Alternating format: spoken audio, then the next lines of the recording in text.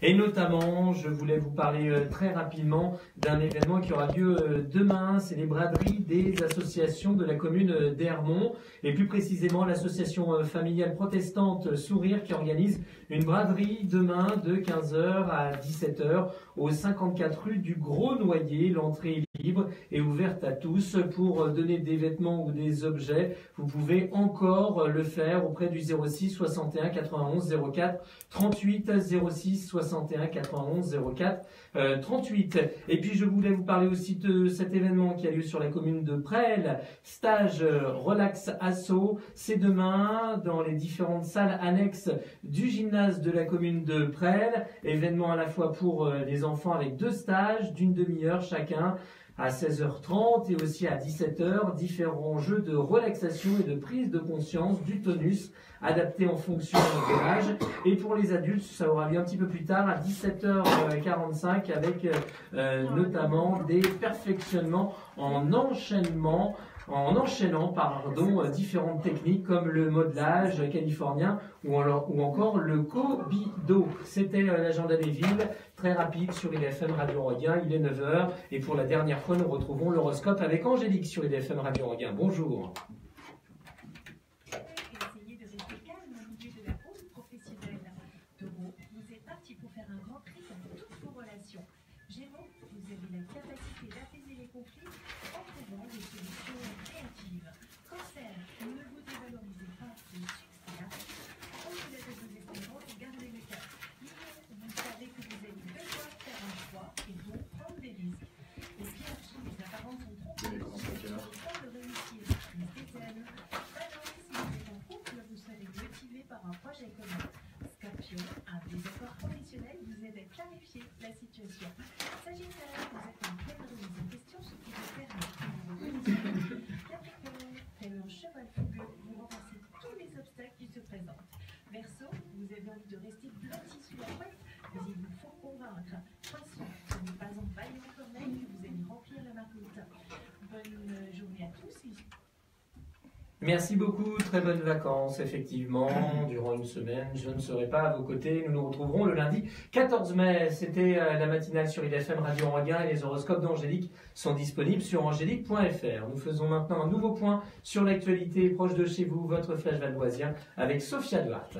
Commençons en parlant d'une belle histoire. Maxime Loubard s'est rendu compte du haut de ses 9 ans qu'une personne handicapée pouvait dire beaucoup de choses avec les yeux. Il s'est dit plus tard, je trouverai le moyen de rendre la parole à ces gens-là. Aujourd'hui âgé de 23 ans, il a fait. Son invention nommée WISE, pour When Your Eyes Speak, traduction quand vos yeux parlent, a été réalisée en moins d'1 an et demi avec 4 autres étudiants à l'École centrale d'électronique de Paris. L'habitant de Jouy-le-Moutier espère créer sa start-up pour rendre ses lunettes numériques accessibles à tous. Il est actuellement à la Foire de Paris jusqu'au 8 mai. Retrouvez sur place une quarantaine d'autres exposants valdoisiens. En matière d'éducation, des classes sont menacées de fermeture à Andrézy pour leur rentrée, une à l'école maternelle du Charvaux et l'autre à l'école élémentaire de Nouval. Pour éviter la surcharge des classes, il faudrait 98 enfants au Charvaux, mais il n'y en a que 82, et à De Nouval, il faudrait 275 élèves en septembre 2018, mais il ne sont que 269. La décision sera connue officiellement début juillet, mais le maire adjoint en charge du scolaire et périscolaire, Denis Feist, est pessimiste. Partons à l'aéroport de Roissy. L'association de défense du Val d'Oise contre les nuisances aériennes a réclamé hier l'interdiction des vols les plus bruyants entre 23h et 6h du matin. Cette mesure compte être appliquée à l'aéroport de Nantes-Atlantique et s'applique déjà à Toulouse et Nice depuis 2011. Par équité, l'association demande la même chose à l'actuel champion d'Europe des vols nocturnes, environ 150 déplacements d'avion chaque nuit. Si vous aimez cueillir vos fruits et légumes vous-même, à Cergy-Pontoise, vous avez l'occasion de le faire. Théophile Thomasin, le responsable de la cueillette de Cergy, a ouvert ses portes. Vous pouvez venir chercher des épinards, salades, radis côté légumes. En fleurs, ils ont des tulipes. Côté fruits, dans un mois, ce sera autour des fraises. Les nouveautés seront les melons, les pastèques et les patates douces. C'est à la route des Courcelles, sortie 13 sur l'A15. Pour finir, je vous propose un événement culturel à partir de 5 ans, nommé À tiroir ouvert. La compagnie Majordome vous fera tourner la tête dans tous les sens. Le jour jongle sera mis en avant avec beaucoup de drôleries et d'inattendus. Organisé par la briqueterie Maison des Loisirs et de la Culture de Montmorency, l'événement se déroulera le mercredi 23 mai à 9h30 et à 14h30. Renseignements et prévente au 01 39 89 50 60. Merci beaucoup, très bon week-end. Et voici la suite de vos programmes sur IDFM Radio Enghien avec Florence Sœur pour le bar de l'économie. Voilà, c'est parti. Elle est là, hein, la première pause. Ok.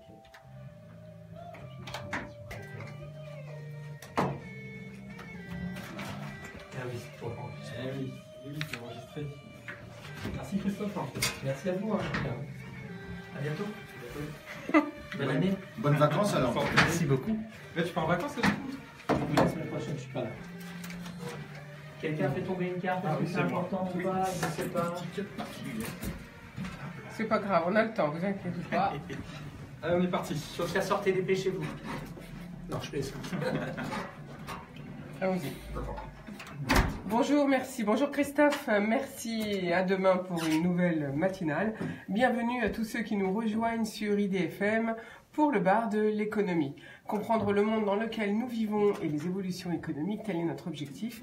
Regardez-nous aussi en live via Facebook ou écoutez-nous toujours en FM bien sûr, mais aussi en web radio à votre bureau. Alors aujourd'hui, le thème du jour, c'est les enjeux de la transformation numérique et le e-commerce. Où en sont les entreprises en France? Quel est l'impact du numérique sur la manière de produire? Quels sont les nouveaux défis à relever pour ce secteur? Qu'est-ce qu'une PME 4.0? Et puis pour le secteur des services en particulier, quels sont les domaines susceptibles d'être ubérisés? Par qui? Comment le seront-ils? Et puis on peut se poser la question des ressources humaines. Quels sont les changements engendrés par le numérique?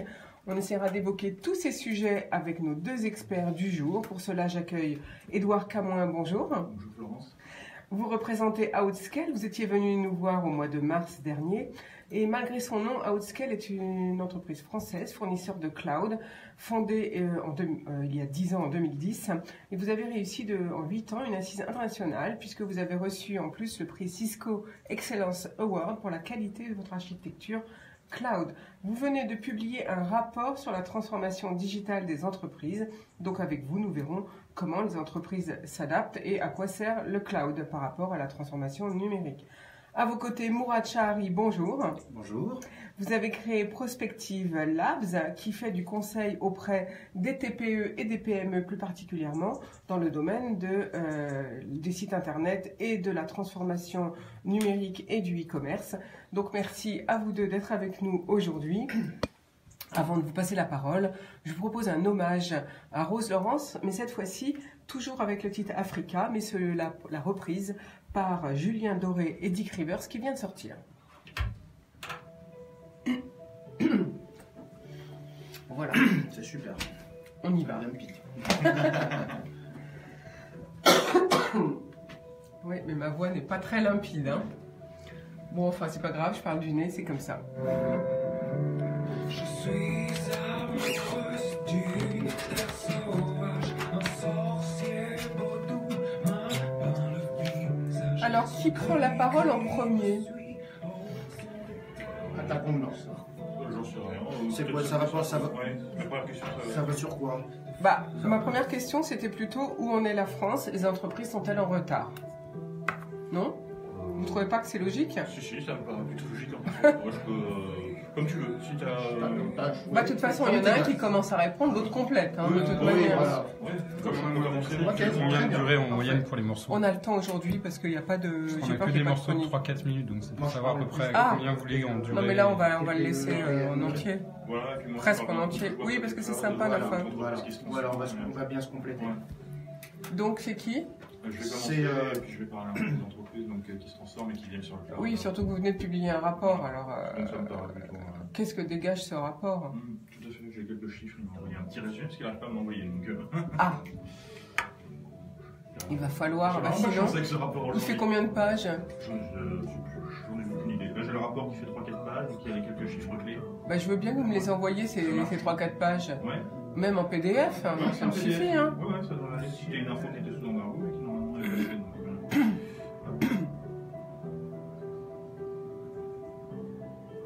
dire que là, j'étais pas là pendant une dizaine de jours. J'ai même pas eu le temps de regarder les mails que j'ai reçus depuis 10 jours. Il va falloir que je passe mon week-end à faire ça, alors qu'il fait beau.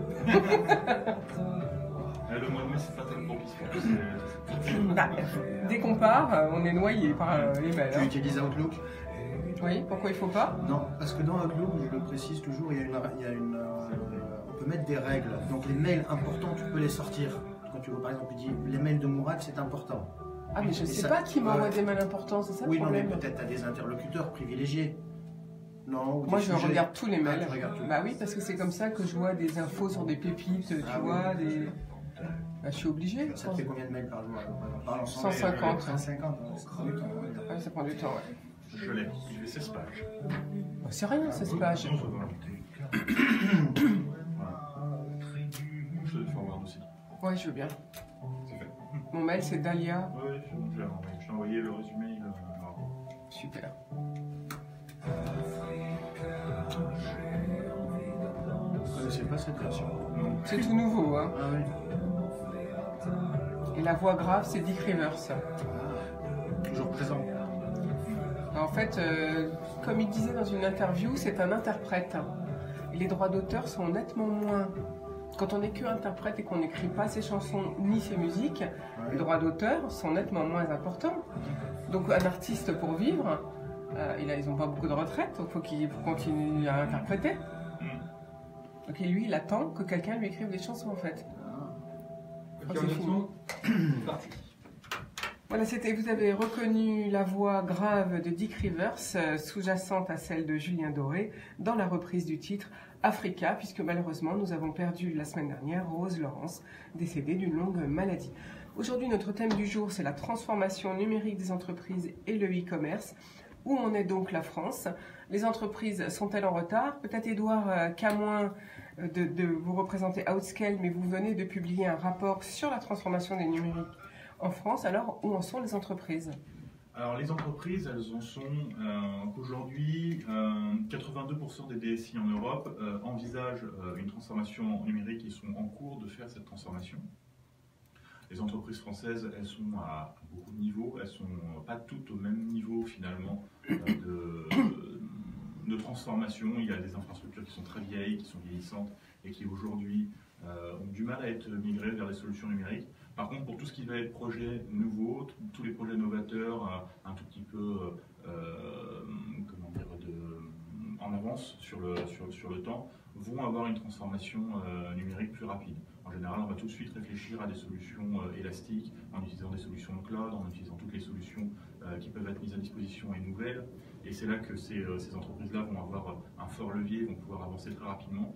Et après, on a toutes ces entreprises qui ont commencé l'informatique il y a 20 ans, il y a 40 ans, qui aujourd'hui ont des infrastructures qu'il va falloir migrer, mais qui ne savent pas encore comment elles vont faire pour les migrer.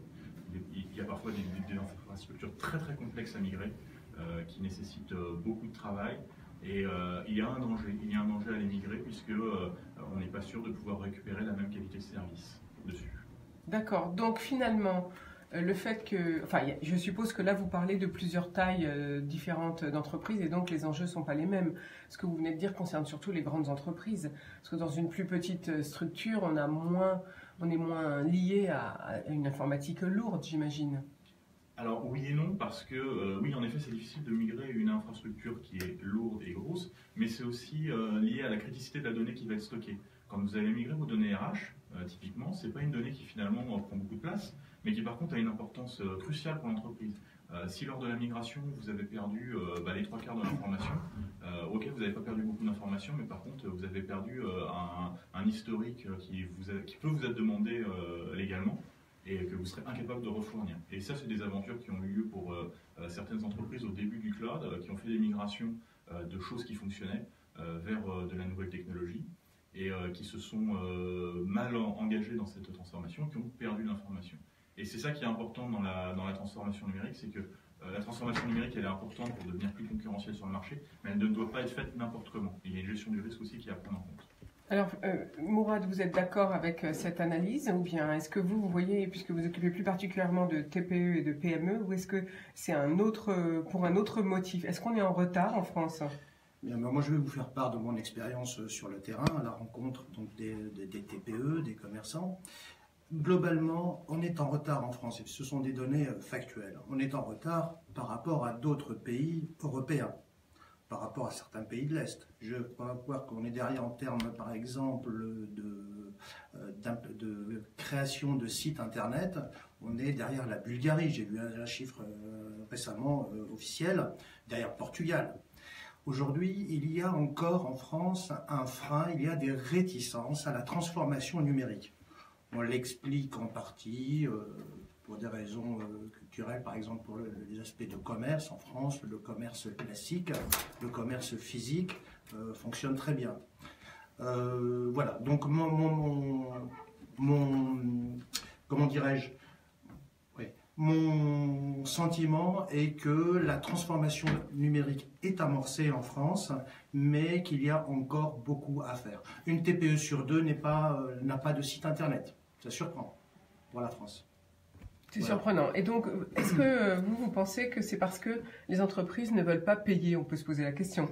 L'argument financier ne tient pas. Aujourd'hui, un site internet, c'est 1 € par jour.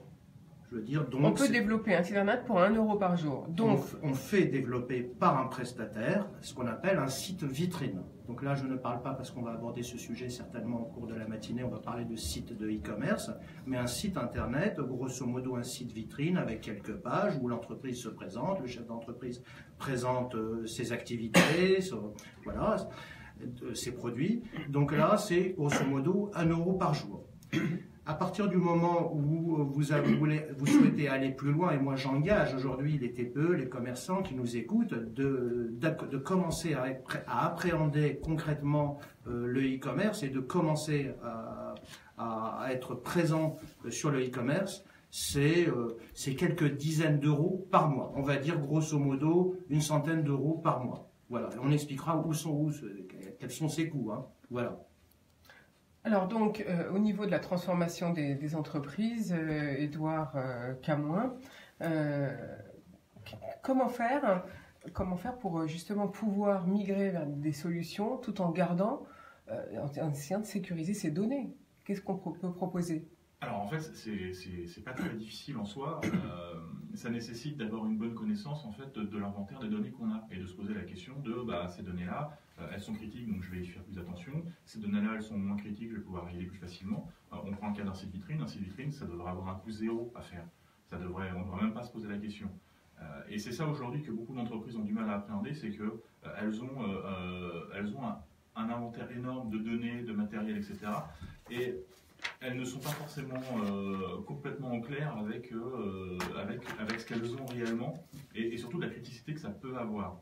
Et c'est là en fait qu'on voit un frein fort, c'est que les entreprises se disent il faut que je transforme, mais le travail qu'il va y avoir à faire de réinventorier tout mon matériel, les données que j'ai, etc. est tellement énorme que j'ai pas envie de le faire et finalement mieux vaut finalement rester dans la situation où je suis, ça marche, il n'y a pas de problème, pas la peine d'aller plus loin.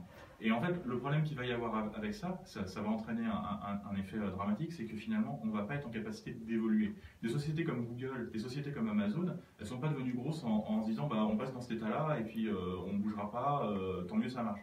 Non, elles sont toujours à l'avance et elles sont toujours en train de se poser la question comment je vais réinventer, comment je vais continuer d'innover, comment je vais continuer d'avancer. Et c'est ça qui fait qu'en fait, elles ont des effets d'inertie très très forts et qu'au fur et à mesure, elles grossissent de plus en plus vite. Et en France, et même de manière en général en Europe, on est plutôt dans le frein et on préfère dire hop, on ne bouge pas, on n'avance pas. Comme ça, au moins, on est sûr que ça continue. Ce modèle-là fonctionne, n'y touchons surtout pas. Donc ça empêche en fait les entreprises de se développer.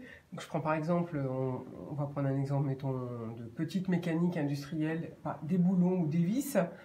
Ça empêche également à des nouveaux clients de pouvoir les connaître finalement. Donc c'est quand même bizarre qu'en France, comme vous disiez tout à l'heure, on est derrière le Portugal et la Bulgarie pour le développement de montrer ses capacités à faire. C'est quand même étonnant.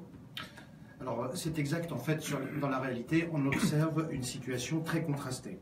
Donc vous avez des entreprises qui sont, ce qu'explique Édouard, qui ont des comportements très archaïques, avec des infrastructures effectivement vieillissantes, et qui vont avoir du mal à aborder leur transformation numérique. Par contre, on va trouver des entreprises tous secteurs confondus. Vous avez cité le cas d'une entreprise, une PME industrielle, c'est ça, oui, qui fabrique des boulons, voilà, dans la mécanique. Vous avez des entreprises qui sont très à la pointe de leurs infrastructures et surtout de la manière d'appréhender leur informatique. Alors, moi, je pense une des explications que je pense pouvoir avancer tient beaucoup au rôle du chef d'entreprise, qui lui est un rôle souvent moteur dans des décisions stratégiques d'informatisation, de transformation numérique.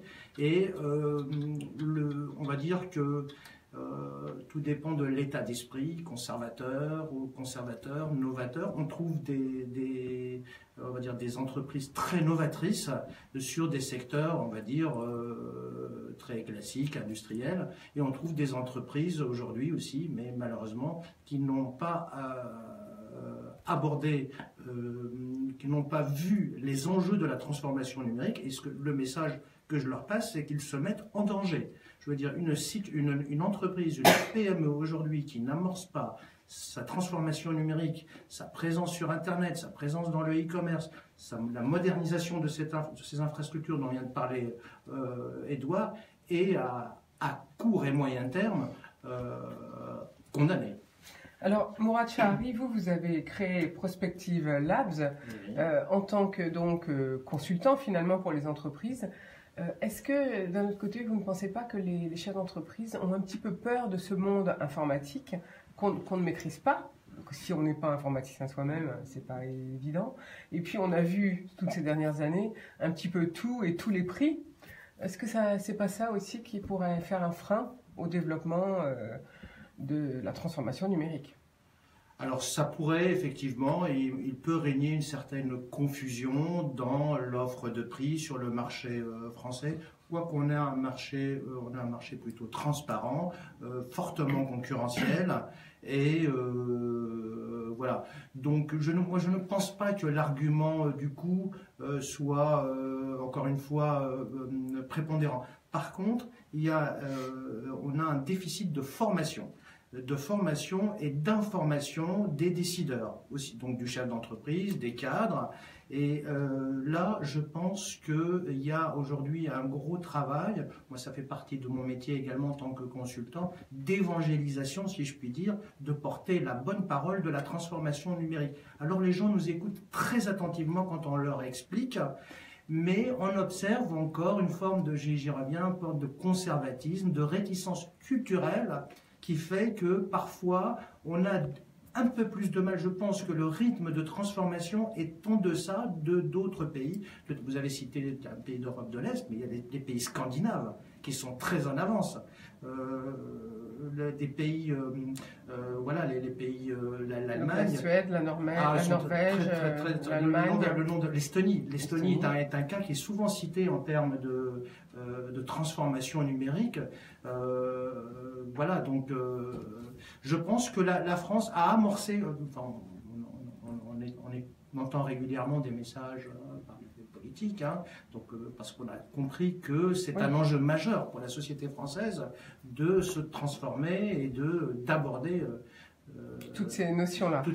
Voilà. Édouard Camoin, vous voulez... Et même, je vais un peu pondérer ces chiffres, parce qu'aujourd'hui, la France a quand même entamé une grande démarche de transformation numérique. Aujourd'hui, on a 48% des entreprises, et ça c'est ce qu'on a écrit dans le rapport, des entreprises qui ont quand même entamé cette démarche de transformation digitale. Et il faut être clair qu'en France, on n'a pas non plus à rougir, puisque on a beaucoup d'entreprises qui se créent aujourd'hui, et on a beaucoup d'entreprises novatrices qui commencent à essayer de pousser cette transformation numérique en essayant j'ai envie de dire, de cloudifier finalement un certain nombre d'applications qu'on avait l'habitude d'utiliser. Et honnêtement, en France, on a aujourd'hui, par exemple, on a le consortium Exastrust qui a été créé il y a quelques années dans le cadre d'Ouscalément, où il y a plus d'une cinquantaine d'entreprises aujourd'hui qui sont des entreprises qui proposent des services d'un nouveau genre, et en tout cas de manière consommable complètement à la demande. Donc ce que vous voulez nous dire, Édouard Camoin, c'est qu'en fait les entreprises qui démarrent actuellement, donc les jeunes startups comme on dit maintenant, elles ont tout de suite compris l'enjeu et elles se mettent à l'informatique directement. Exactement. En fait, c'est ça. Par contre, c'est les entreprises un peu plus anciennes qui, elles, ont du retard. C'est ça que vous voulez nous dire. En tout cas, elles essayent de se transformer, mais ont plus de mal à commencer parce qu'elles entament une transformation, pas une création. Voilà. Et c'est beaucoup plus difficile quand on est... Et ça coûte plus cher. Exactement. Ça coûte plus cher. On vous propose tous les deux de faire une pause musicale. On va passer un titre cette fois-ci en hommage à Avicii, qui lui aussi est décédé il y a une dizaine de jours.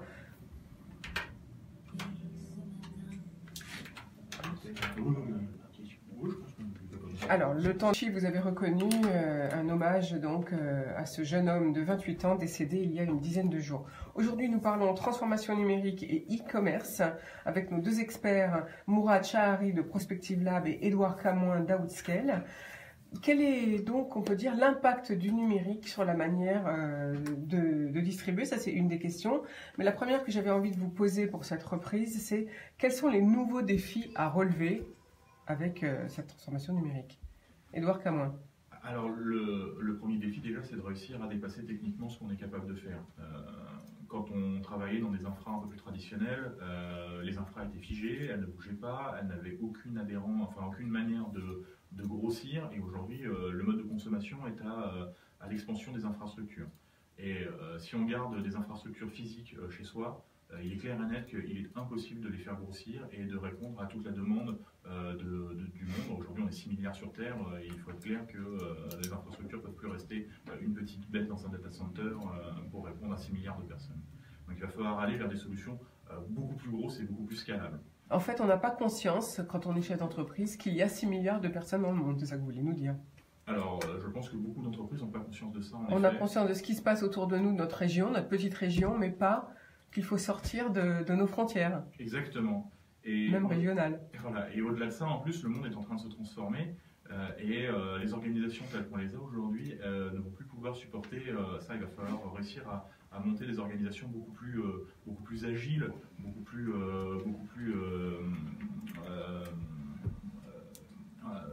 responsabilisantes pour les collaborateurs. Parce qu'aujourd'hui, les petits gars qui travaillent tout au fond de la chaîne d'approvisionnement, c'est peut-être eux qui vont avoir les meilleures idées. Et il faut que les entreprises soient capables finalement de casser les modèles existants. Et ça, aujourd'hui, c'est très difficile. Donc là, en fait, vous remettez en cause une manière de collaborer et de gérer une entreprise quand on vous entend dire ça. C'est quelque chose qui a déjà commencé à se transformer. En fait, les entreprises, elles se transforment de plus en plus. C'est un modèle qu'on voit apparaître en France. C'est un modèle que nous, au CERN, on a commencé à entamer, à essayer de renverser finalement cette organisation et de mettre les collaborateurs beaucoup plus au centre de la chaîne de décision et d'éviter d'avoir des systèmes pyramidaux qui finalement sont des points de failure, puisqu'à un moment donné, vous avez une personne qui décide à la fin. Ça prend énormément de temps finalement de prendre des décisions. Et ça, c'est des modèles que les grandes entreprises multinationales ont adoptés depuis longtemps. Ils ne peuvent pas tenir avec une personne qui décide à la fin le temps de remonter les 20 échelons de pyramide. C'est trop tard, le marché est perdu. Qu'est-ce que vous en pensez, Mourad Chahari? Je suis en phase avec Édouard. Mon sentiment est que dans toute transformation numérique, c'est l'humain qui est au centre de la transformation numérique. La technique, c'est une chose. Une entreprise se transforme techniquement, se modernise ses infrastructures, mais c'est surtout l'évolution des usages, l'évolution du mode de travail dans les organisations qui doit se transformer également. Aujourd'hui, Edouard, vous parliez de système pyramidal, on va dire un peu archaïque. Aujourd'hui, on parle de collaboratif dans l'entreprise. Les outils qu'on utilise, Florence, aujourd'hui en entreprise, vous connaissez l'email, Outlook. Aujourd'hui, les entreprises utilisent des outils d'échange d'informations, de données. L'information aujourd'hui circule beaucoup plus vite dans l'entreprise. La notion classique de hiérarchie explose même. Donc voilà, ce sont ces nouveaux modes de transformation aujourd'hui qu'on observe, auxquels il faut s'adapter. Et voilà, c'est ce à quoi aujourd'hui les entreprises doivent aussi savoir se préparer et muter. C'est ça la transformation numérique. Est-ce qu'on n'a pas peur un petit peu, est-ce que le chef d'entreprise n'a pas peur de cette... on a l'impression, quand on vous entend parler, que c'est de la réunionnite aiguë, finalement, puisqu'il faut collaborer tous ensemble. Donc... Est-ce que vous pouvez qu'est-ce que vous en pensez? Alors non, en fait, c'est tout le contraire. Justement, dans le système pyramidal, on avait vraiment de la réunionnité aiguë, beaucoup de réunions. Quand on commence à casser les silos, finalement, les gens s'auto-organisent eux-mêmes et font le juste nécessaire de réunion. Et en fait, on se rend compte qu'aujourd'hui, chez Outscale, on est 150 collaborateurs. Il y a 150 cerveaux chez Outscale qui sont capables d'innover et de travailler et de s'organiser avec juste le bon nombre de personnes pour pouvoir réussir un projet. Et il n'y a pas besoin finalement d'un chef d'orchestre complexe qui va monter des projets complexes pour faire des choses finalement assez simples. Chacun a sa part d'innovation et peut apporter sa pierre à l'édifice. Et c'est beaucoup plus efficace aujourd'hui que des systèmes où je dois reporter à mon manager de niveau plus 1, etc., et créer des réunions par étage de pyramide qui finalement sont la plupart du temps assez inefficaces. Alors concrètement, donc, à vous écouter, comment fait-on pour mettre en place un système tel que par exemple vous le pratiquez dans votre propre entreprise? Alors c'est très compliqué parce que ça nécessite de mettre de côté son ego. Et ça c'est la partie la plus difficile puisque les anciens managers vont se retrouver, qui étaient finalement les gens qui décidaient à une époque, vont se retrouver à devoir déléguer énormément de travail. Ceci dit, ils étaient déjà censés le faire avant, c'est juste qu'à partir de ce moment-là, ils n'ont plus le choix. Et c'est aussi déstabilisant pour les collaborateurs qui ne décidaient pas avant, parce que du coup, ils se retrouvent avec un pouvoir de décision et finalement une responsabilité très importante. Donc c'est nécessaire des deux côtés de finalement s'aligner là-dessus. Je ne prenais pas de décision, donc demain je vais devoir prendre des décisions, donc quelque part demain je vais devoir être responsable de quelque chose.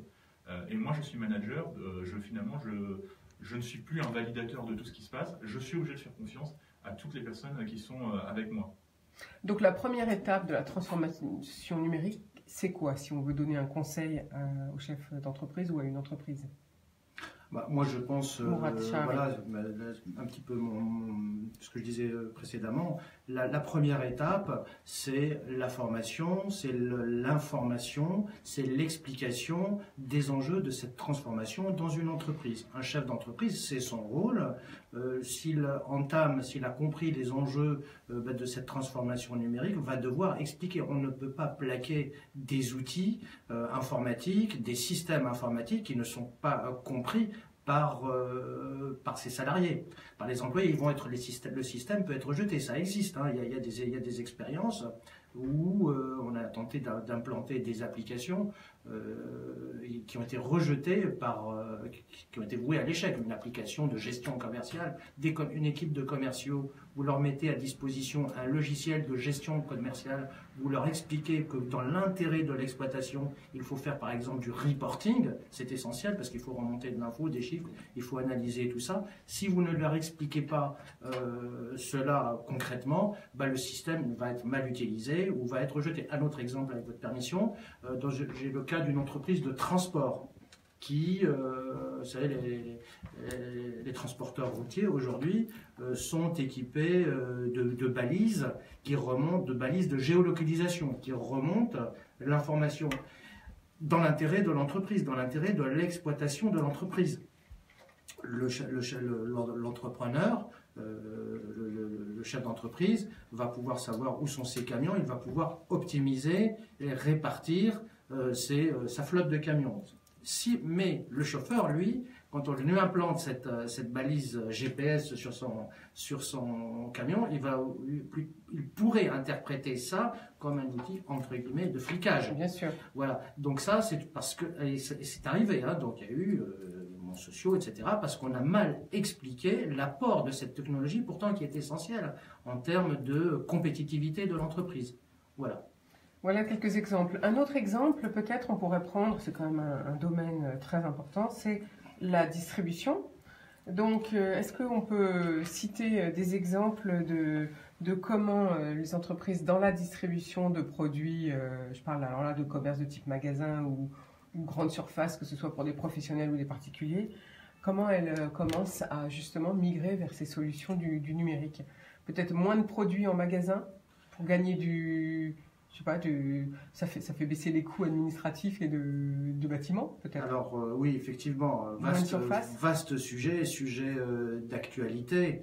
Aujourd'hui, donc on parle de la grande distribution, hein, des produits de consommation courants. Aujourd'hui, donc le commerce, la grande distribution a amorcé une très forte mutation. En France, on a pris du retard. Les grandes enseignes de distribution citer, Carrefour, Casino, c'est d'actualité, ont compris qu'elles ont pris un temps de retard par rapport à des acteurs mondiaux. Parce que l'Internet, la transformation numérique, on n'en a pas parlé, mais ça va être certainement un volet, on a pris une dimension internationale. Donc aujourd'hui, les marchés sont internationaux.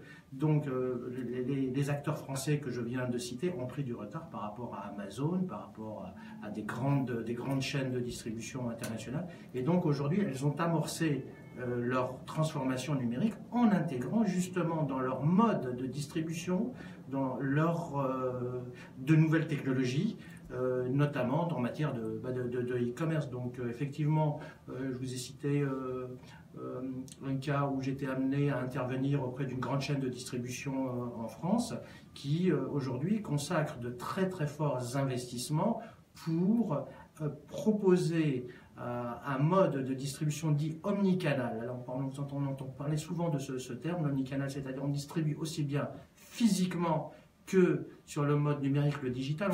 Il y a même un néologisme intéressant, on parle de phygital aujourd'hui. Oui. Un nouveau mot. Un nouveau mot, oui, voilà. Qui veut dire quoi? Qui veut dire donc, c'est-à-dire qu'un distributeur, quelle que soit sa taille, va devoir aborder son marché suivant plusieurs canaux. Le canal classique, la distribution, les entrepôts, les grands magasins, mais aussi le numérique, qui peut aujourd'hui, pour les biens de grande consommation, représenter jusqu'à 20% du chiffre d'affaires. Oui, voilà. On a d'ailleurs vu dans certains magasins qu'ils ont décidé que, je prends un exemple, que par exemple l'informatique ne serait plus diffusée en magasin mais que par Internet, et donc ils nous obligent, nous consommateurs, à nous faire livrer et non pas à aller chercher ce produit en magasin, par exemple. On a vu aussi depuis quelque temps la négociation entre Sarenza et Monoprix qui a l'air de prendre tournure. Monoprix avait pris conscience qu'ils étaient très en retard, mais au lieu de développer une propre technologie de distribution via un site e-commerce à démarrer de zéro, ils y préfèrent fusionner avec Sarenza. C'est bien ça, Mourad-Chari? C'est exactement ça. Donc, Monoprix, filiale du groupe Casino, que j'ai cité précédemment. Mais pour reparler de Monoprix, ils se sont même alliés avec Amazon aussi, pour la distribution en région parisienne de produits frais, je crois. Voilà.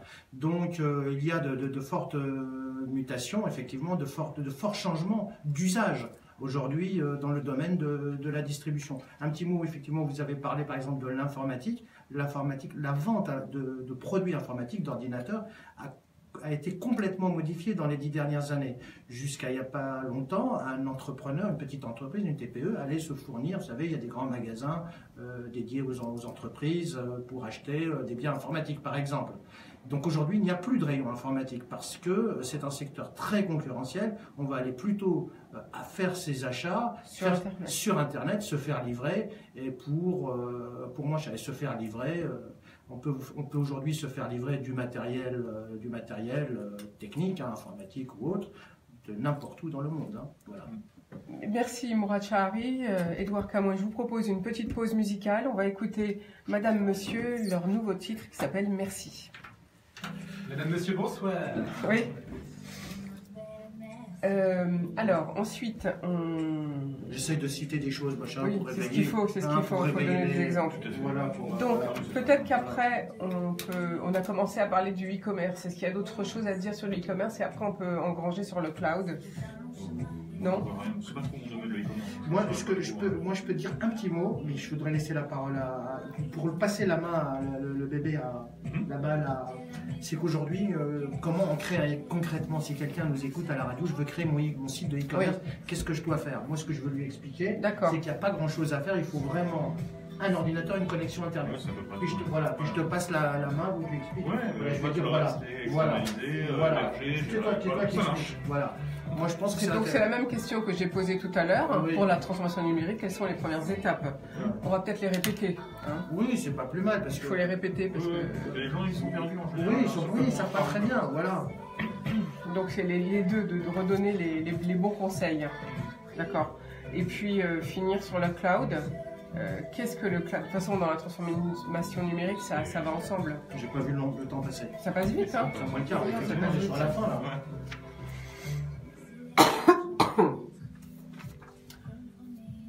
Alors, Est-ce que vous voulez dire quelque chose? Une des questions que j'avais préparées, c'était quels sont les domaines susceptibles d'être entre guillemets ubérisés? Parce que vous disiez là tout à l'heure qu'on peut commander ses produits informatiques par Internet. Oui, c'est vrai. Mais il ne faut pas qu'on se trompe. C'est comme tout. Mais vous vous trompiez quand vous alliez au magasin aussi. Oui, on y retourne parce qu'il faut échanger. Comment on fait là? C'est dur. Moi, il y a quelque chose d'intéressant, peut-être dont on pourrait parler, c'est la confiance sur Internet. Peut-être, oui. Hein, vous savez, parce que vous créez un site Internet, voilà, c'est un système qui est basé sur la confiance. Est-ce que j'ai confiance? Quand vous allez au magasin, vous avez plutôt confiance. Oui, parce qu'on voit des gens physiques et on peut Oui, échanger tout de suite. Le produit, le voir. Oui. Non, mais même si le vendeur vous plaît pas, sa tête vous plaît pas, vous achetez pas. Oui, c'est vrai. Sur Internet. Ou si vous êtes mal reçu, etc. Oui. J'exagère, je caricature bien sûr. Donc, Non, mais c'est vrai, ça peut arriver. Vous allez Si on est mal reçu, on s'en va. Ah oui, voilà, ou un restaurant, ou un hôtel. On y va juste après le refrain. Là. D'accord. Je vais le chanter un peu parce qu'on en est just. Dans l'Uber, il y a des métiers qui ont Et je veux complètement qu'on changé. passe la nouveauté de Céline Dion. Ouais, justement, c'est pour ça que je vais le chanter sur les dernières secondes. Les voyages aujourd'hui, on est plus dans une agence de voyage. Les Uber, elles sont pas bénéficiaires aujourd'hui. Uber, c'est pas bénéficiaire aujourd'hui. Bah non, c'est bizarre d'ailleurs. Ça fonctionne qu'à la levée de fonds en fait. J'ai une anecdote à citer sur Uber. Bon, alors. Ok, on y retourne. Donc nous parlons aujourd'hui transformation numérique et e-commerce. Alors peut-être Mourad-Chari, avant la pause musicale, nous parlions du e-commerce. Peut-être les bons conseils pour créer son site internet si on n'a jamais fait le pas, ou même si on l'a déjà fait. Puisqu'en ce moment, en fait, je pense que ce qui est un frein aussi pour les sites existants, c'est qu'il y a toute une nouvelle technologie qui est arrivée. Et en fait, on se rend compte qu'il faut tout changer finalement. C'est quand on a fait son site il y a peut-être 10 ans, maintenant il faut tout recommencer parce que les technologies sont complètement différentes. Alors moi je suis prudent face à ce mot technologie parce qu'il peut faire peur. Moi mes interlocuteurs ce sont des chefs d'entreprise, des commerçants et j'évite de leur parler technique.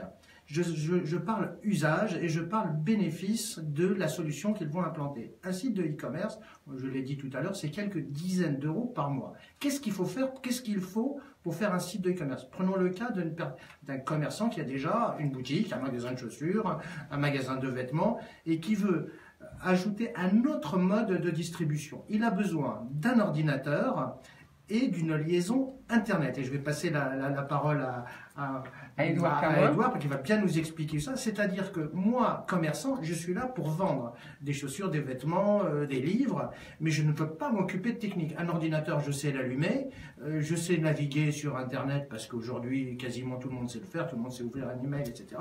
Voilà. Mais je ne veux pas m'occuper de technique. La technique, il y a des gens qui vont être, qui sont spécialisés là-dessus. On va parler de la révolution du cloud, mais voilà. Donc c'est ça ce que je veux dire. Donc aujourd'hui, quand je disais tout à l'heure qu'un site Internet, c'est 1 euro par jour, ou qu'un site de e-commerce, c'est quelques dizaines d'euros par mois, c'est ça. J'ai besoin d'une connexion Internet, de beaucoup de volonté, d'un peu d'organisation, et puis voilà, j'ai la possibilité de générer 5, 10, 15, 20%, 30% d'un nouveau chiffre d'affaires. Donc j'engage vraiment les entreprises qui nous écoutent à franchir le pas. Allez-y.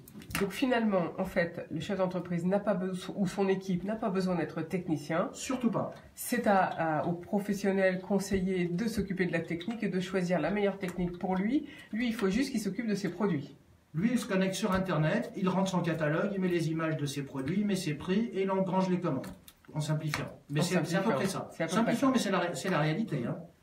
Voilà. Donc là, ça c'est valable comme conseil, quelle que soit la taille du site, même pour une grosse structure. Pour une grosse structure, là, je nuance quand même mes propos. Là, je parle pour des TPE, jusqu'à une vingtaine de personnes, des commerçants. Voilà. Si ensuite, là, on part sur des sujets un petit peu plus complexes, là, il faut être un peu plus accompagné, il faut un peu plus de réflexion, il faut définir un cahier des charges, mais on restera toujours métier. Ce qu'il faut, moi, ce qui m'intéresse, c'est le métier. Donc, il vaut mieux s'occuper de ce qu'on appelle l'expérience client de son site internet, c'est-à-dire que le site doit être facile à utiliser pour les clients. Voilà ce à quoi on doit s'attacher. Vous savez, aujourd'hui, sur un site de e-commerce, si vous ne passez pas votre commande en 2 clics, votre site de e-commerce ne fonctionnera pas. Bien Aujourd'hui, l'internaute qui consulte un e-commerce, il a 7 secondes, il va se décider en 7 secondes. Ah oui. Avant, vous alliez dans un magasin de chaussures, Florence, vous preniez votre temps pour essayer, pour prendre le temps d'essayer, regarder, etc. Aujourd'hui, le comportement, plutôt, on va dire, des jeunes générations, et j'observe, j'ai des enfants, donc des jeunes adultes, et je les vois, elles décident très vite sur Internet parce que déjà, on leur mâche beaucoup le boulot, tous les conseils sont bien expliqués dans un site de e-commerce bien documenté, on va aider le consommateur à choisir et à acheter. Voilà. Et la technique, voilà, je laisse. Merci Mourad Chari. Alors Edouard, comment on continue dans la transformation des entreprises et du e-commerce? Donc petit à petit, on va vers le cloud. Donc à quoi sert le cloud? Et d'ici 2020, quel est le marché en France? Et bien en fait, il sert exactement à ça. Il sert à faire que les entreprises se concentrent sur leur métier. Aujourd'hui, moi on m'a dit, il faut faire confiance à quelqu'un, on va externaliser les choses. En France, on est champion pour ça, on externalise énormément. Et en fait, c'est vrai pour les PME, mais c'est aussi vrai pour les grandes entreprises. En réalité, elles le font depuis longtemps. C'est juste qu'elles ne prennent pas un petit consultant à part, elles ont juste une grosse entreprise qui va les aider dans cette transformation digitale. Mais la réalité, elle est là en fait. On est un vendeur de chaussures, on vend des chaussures. Amazon, ils l'avaient fait dès le départ. Amazon, ils ont le site de e-commerce. Et à côté, vous avez Amazon Web Services, qui est une filiale en effet d'Amazon, mais qui est dédiée à la mise à disposition d'infrastructures. Donc elles vendent de l'infrastructure pour Amazon. Et puis finalement, ils se sont dit, en même temps, on vend de l'infrastructure, ça fonctionne bien, Amazon arrive à bien s'en servir, et vendons-le à tout le monde, de façon à ce que ce soit le plus simple possible. Et c'est ça en fait l'idée, c'est que la technologie a permis de rendre ça beaucoup plus simple. Avant, il y a 20 ans, les entreprises elles avaient un service informatique, une DSI, une grosse DSI pour gérer une infrastructure qu'elles géraient elles-mêmes parce qu'elles avaient de l'infrastructure en propre. Et bien aujourd'hui, le cloud il est là pour ça, pour dire arrêtez d'avoir l'infrastructure en propre. Nous on va faire le métier d'infrastructure pour vous, on va le faire mieux que vous parce qu'on ne va faire que ça. On va le faire avec le maximum de niveau de sécurité parce qu'on ne va faire que ça. Et vous nous faites confiance. Alors, donc ça veut dire qu'on vous confie nos données, c'est ça? On vous confie nos informations. Exactement. Et donc, vous stockez toutes ces informations? Nous, on stocke les informations, on garantit à nos clients que ces informations-là, elles sont protégées. Et c'est ça qui est important, en fait, quand on va choisir un opérateur de cloud, c'est quelle confiance on va pouvoir mettre dedans. Et c'est à ça que vont servir tous les référentiels qu'on va pouvoir retrouver, les certifications que vous allez pouvoir retrouver, ISO de manière générale, qui sont des référentiels internationaux. Mais vous allez aussi retrouver des certifications un peu plus locales dans les pays. En France, vous avez la NSSI, donc l'Agence nationale de la sécurité des systèmes d'information, qui propose des référentiels, alors plutôt à destination des services publics et des grands groupes publics, ce qu'on appelle les opérateurs d'importance vitale. Mais voilà, vous avez un certain nombre de choses. Et en fait, quand vous allez choisir un opérateur de cloud, quel qu'il soit, que ce soit pour héberger l'infrastructure, mais pour héberger votre site web ou quoi que ce soit d'autre, la première chose que vous allez regarder, c'est qu'est-ce qu'il m'offre comme garantie, que ce soit en matière de sécurité ou de disponibilité ou ce que vous voulez, et vous allez voir en général les référentiels, parce que vous n'avez pas envie d'aller auditer, c'est pareil, ça c'est encore un métier à part, vous n'avez pas envie d'aller auditer vos opérateurs juste pour savoir s'ils font bien leur métier. Vous allez faire confiance à un tiers dans ce métier. On ne peut pas, quand on n'est pas un expert, c'est difficile. Les grands groupes peuvent le faire en général parce qu'ils ont des services d'audit, mais en effet quand vous êtes une PME, ça devient très vite compliqué. Donc vous avez des certifications qui sont reconnues, et là vous allez pouvoir piocher dans ce référentiel de certification. Je vais choisir un opérateur de cloud parce qu'il m'offre des garanties de sécurité, il m'offre des garanties sur ci, il m'offre des garanties sur ça, etc. etc. Alors, quelles sont justement les sécurités quels sont les certificats? Est-ce que vous pouvez répéter de manière à ce que les entreprises puissent le plus connu au monde, c'est la certification qu'on appelle ISO 27001, qui est une certification de management de la sécurité de l'information. Donc ça, c'est celle qui est reconnue internationalement.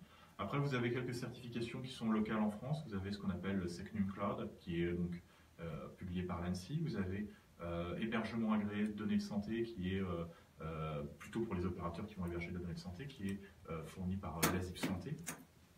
Vous avez des référentiels en Allemagne. L'Allemagne a elle aussi ses propres référentiels. C'est ça la problématique après derrière, c'est réussir à avoir des référentiels communs à tout le monde. Parce que pour les opérateurs, mine de rien, c'est quand même un coût énorme. Chez Outscale, c'est quand même 400 000 € la maintenance d'une certification ISO 27001 annuelle. Ça coûte 400 000 € pour vous faire certifier? Pour maintenir la certification. C'est énorme. Ben, ça veut dire le matériel, les mesures de sécurité, ça veut dire les audits qui sont à prévoir, l'organisation qui va derrière, parce qu'il faut bien voir qu'il y a des gens qui vont répondre à tous ces auditeurs et qui doivent être formés. Tout ça, ça prend énormément de temps. Et c'est ça aussi l'intérêt, c'est pour éviter d'avoir des audits de tout le monde, qui coûteraient chacun unitairement 400 000 € finalement, on fait un seul audit et on donne une garantie en disant voilà, j'ai un tiers qui garantit, qui a utilisé ce référentiel-là et qui peut vous dire que tous ces points de contrôle-là ont été faits, et c'est beaucoup plus simple pour tout le monde.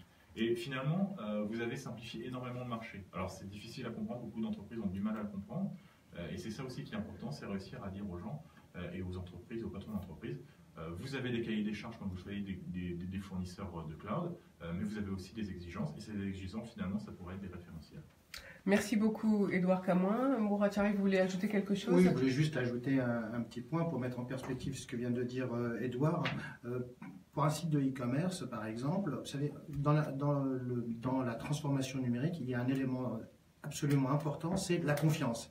La confiance entre les acteurs du numérique qui vont échanger des données, de la valeur entre eux. Par exemple, pour un site de e-commerce, aujourd'hui, je veux être sûr que le site, moi consommateur, je vais me connecter sur un site de e-commerce, je veux être sûr que c'est un site sûr. Donc, il y a aujourd'hui une norme, le HTTPS par exemple. Moi, je recommande à tous les gens que j'accompagne en termes de e-commerce d'avoir par exemple un site en HTTPS. On le voit parfois quand on rentre une adresse internet. Cet élément, c'est un des éléments qui va garantir, on va dire, un niveau de sécurité et de confiance. Et si vous ne l'êtes pas, vous savez que Internet, créer son site de e-commerce, enfin, c'est un autre volet qu'on abordera peut-être une prochaine fois, mais ce qui est important, c'est de se faire connaître et d'être vu par le plus grand nombre. Aujourd'hui, les moteurs de recherche, par exemple, ne vous référenceront très mal si vous n'êtes pas, par exemple, si vous ne montrez pas un certain niveau de confiance. Et le HTTPS pour les sites de e-commerce est un des éléments. Ça, c'est très important. Merci beaucoup, Mourad Charif. Je vous propose une petite pause musicale avec le nouveau titre de Céline Dion qui s'appelle Ashes.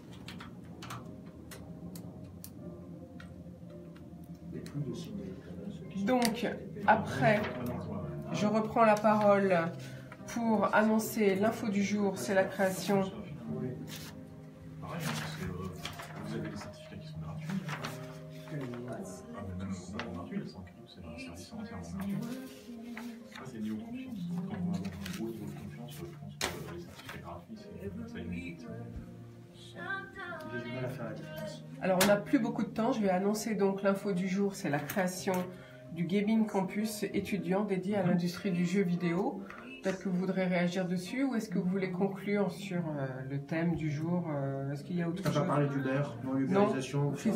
Si, on peut finir là-dessus. Non, j'avais une petite anecdote. Oui, mais on peut finir là-dessus. La plus grande compagnie au monde de taxi n'a pas un seul taxi. Donc aujourd'hui, c'est quand même Uber. Si, mais la voiture appartient au chauffeur. Oui, mais c'est quand même la plus grande compagnie de taxi au monde. Ils n'ont pas un seul taxi. Je veux dire ça. Enfin, ils sont beaucoup décriés en ce moment parce qu'ils ne sont pas très rentables. Ils ne sont pas du tout rentables. Est-ce qu'ils vont continuer? On se demande. C'est un pari sur l'avenir. Moi, je pense que c'est les entreprises qui viennent, qui disparaissent. Taxify, ils sont en train de bouffer du marché grave à Uber. Ouais. Comment? Taxify, ils sont en train de bouffer le marché. En fait, c'est des marchés qui se volent, c'est-à-dire que l'entreprise disparaît, un autre reprend, et en fait, c'est des faits comme ça, je pense. C'est un autre sujet, peut-être, si on reste embarqué là-dessus à 5 minutes à la fin. Ça va être long, je trouve. Il y a l'immobilier un des secteurs qui va complètement changer, c'est l'immobilier avec l'ubérisation, les agences immobilières. Elles qu'on le voit. C'est comme ça. Ça commence déjà. Ça commence déjà, il y a plein de gens les agences en de voyage, il n'y en appartement. a plus. Non. Oui, voilà, maintenant vous louez, vous achetez. Airbnb, ils sont en train de bouffer aussi le marché des immobiliers, des hôtels. Il y a des films qui ont commencé à légiférer pour ça, parce que justement. Paris, ils sont en train de lancer des services d'enquête et tout, parce qu'il y a trop d'Airbnb. Julien, ça dure combien de temps ce titre? Ah là, il dure, donc on va le chanter. Oui, mais ça dure combien de temps? En tout, il fait combien? Il durait, je crois que c'est 3,50, 4 minutes, il reste encore une 46, donc on va le chanter. Ouais. Voilà. Alors, je vais vous proposer un petit mot de conclusion sur notre thème du jour. Préparez-vous parce qu'il vous restera qu'une minute. Il reste 3,54. Voilà. Donc moi, ça dure une minute, ce que je vais dire. Une minute? Ce que je dis sur l'info du jour, oui. Là, le titre, il reste 1 minute 23. Non, il faut que... On dégage. On attend 10-20 secondes et on y va. Ok. On reprend. On va y aller juste quand elle arrête de chanter là, sur le... Ça marche. Dans quelques secondes, elle arrête de chanter, c'est la musique. On chantera à ce moment-là, ça sera plus joli à l'antenne. En fait, le nouveau titre de cette chanson de Céline Dion, c'est un film. C'est la chanson d'un film. Ok, on reprend. Sur IDFM, vous venez d'écouter le nouveau titre Ashes de Céline Dion, qui en fait est le titre du film Deadpool 2, film qui je suppose va sortir, enfin j'en sais rien, je crois pas qu'il soit encore sorti. L'info du jour que j'ai choisi, c'est de vous annoncer la création du Gaming Campus étudiant dédié à l'industrie du jeu vidéo, car je sais que beaucoup de jeunes aimeraient travailler dans le domaine du jeu vidéo. C'est un domaine qui se porte bien. Il a généré en France 4,3 milliards d'euros de ventes en magasins et en plateformes en ligne comprises, selon une étude annuelle réalisée par le syndicat des éditeurs de jeux vidéo. Le chiffre a progressé de 18% par rapport à 2016, et donc l'industrie vidéo ludique, c'est-à-dire le jeu, a pesé 3,6 milliards d'euros. Le marché français du jeu vidéo, lui, ne représente que 7% de ce marché mondial. Voilà, alors pour offrir, il n'y avait pas d'école vraiment dédiée à ça en France, eh bien c'est fait.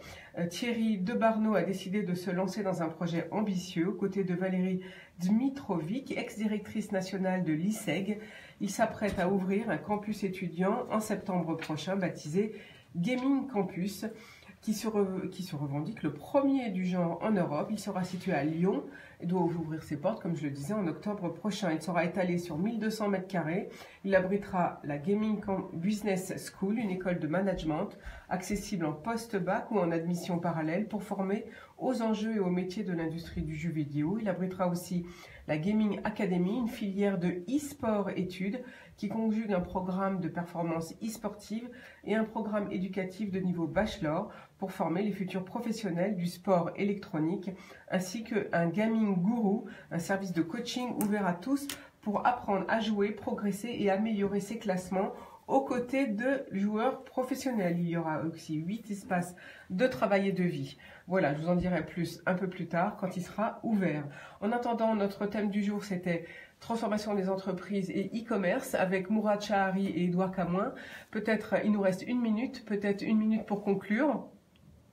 À vous deux. Je pense que globalement, on peut dire aussi qu'en France, on a quand même beaucoup de talents et beaucoup d'écoles, en tout cas, qui permettent de fournir cette partie transformation numérique. On a beaucoup de gens qui vont arriver sur le marché qui vont être pas pour ça. Je pense qu'on a tout ce qu'il faut pour pouvoir entamer cette transformation numérique. Et je pense que maintenant, il faut que les entreprises, les PME, mais même l'État, et il a déjà commencé cette transformation, nous y aident. Merci Édouard Camoin. Mourad Chahari. Eh bien, moi, le mot de la fin, c'est de dire aux chefs d'entreprise qui nous écoutent, aux TPE, aux commerçants, c'est allez-y, amorcez votre transformation numérique. Il est temps. Ne pas avoir peur. Ne pas avoir peur. C'est pas une question de prix. C'est pas une question de prix. C'est la transformation. C'est quelque chose de passionnant et qui va vous emmener vers les nouvelles routes du commerce et de l'informatique. Merci beaucoup à vous deux pour votre présence aujourd'hui. Bonne journée à tous. On vous retrouve lundi matin pour des nouvelles idées sur le management.